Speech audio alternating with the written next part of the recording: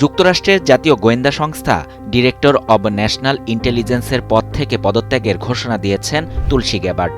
গেল শুক্রবার পদত্যাগপত্রটি তিনি সামাজিক যোগাযোগ মাধ্যম এক্সে প্রকাশ করেন।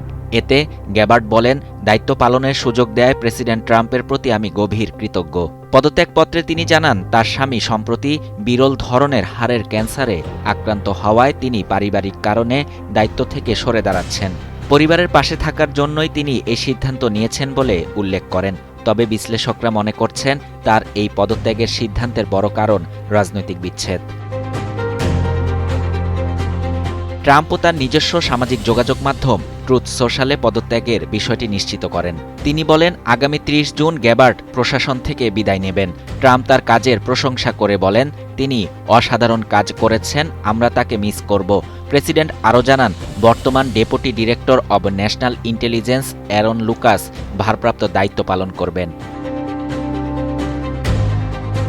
গ্যাবার্ড আগে যুক্তরাষ্ট্রের কংগ্রেসে ডেমোক্রেট সদস্য হিসেবে ২০১৩ থেকে ২০২১ সাল পর্যন্ত দায়িত্ব পালন করেন এবং ২০২০ সালে প্রেসিডেন্ট পদে নির্বাচনেও অংশ নেন। ইরাক যুদ্ধে অংশগ্রহণকারী সাবেক সামরিক কর্মকর্তা গ্যাবার্ড দীর্ঘদিন যুক্তরাষ্ট্রের বিদেশি সামরিক হস্তক্ষেপ বিরোধী অবস্থানের জন্য পরিচিত ছিলেন। পরে তিনি ডেমোক্রেট পার্টি ছাড়েন এবং ট্রাম্পকে সমর্থন জানান।